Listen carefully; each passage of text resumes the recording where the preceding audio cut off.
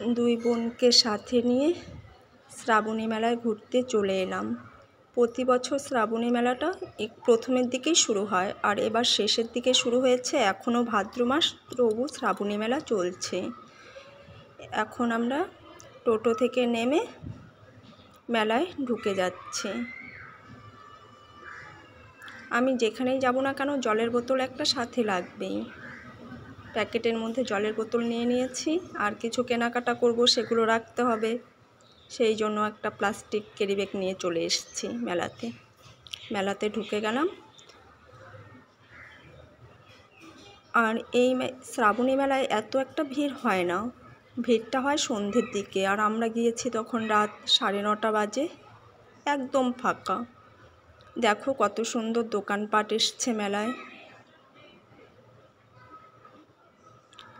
স্বপ্ন উড়ান চ্যানেলে তোমাদের অনেক অনেক স্বাগতম আর অনেক অনেক ভালোবাসা। ভিডিওটা স্কিপ না করে তোমরা পুরোটা দেখো, আশা করছি তোমাদের ভালো লাগবে। এবার ঠাকুর দর্শন করে নাও। কত সুন্দর সুন্দর কুর্তির কালেকশন। আমি সেখান থেকে একটা কুর্তিও কিনে নিয়েছি মেলা থেকে। আমার ড্রেস দেখলে মোট কথা আমার কিনতেই হবে। সত্যি কুর্তির কালেকশনগুলো জাস্ট ওয়াও। এই যে ফুলের দোকান দেখো কত সুন্দর।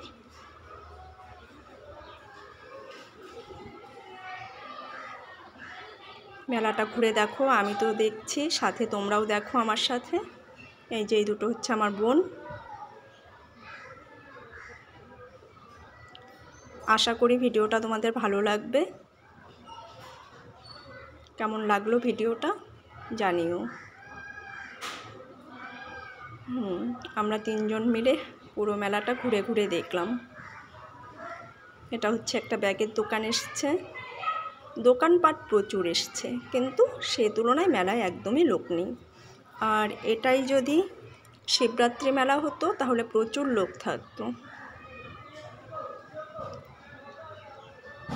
এরকম ফাঁকা দেখে এখানে লোককে জিজ্ঞেস করছি যে এই মেলায় এত ফাঁকা কেন, বলে কি সন্ধ্যের দিকে লোকের ভিড়টা নাকি বেশি হয়।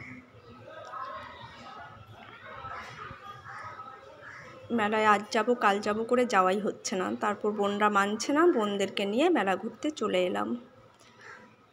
এখন বোনদেরকে পাপড়ি চাট খাওয়াবো, খাইয়ে নিয়ে কিছু কেনাকাটা করে বাড়ি চলে আসলাম। টাটা, সবাই ভালো।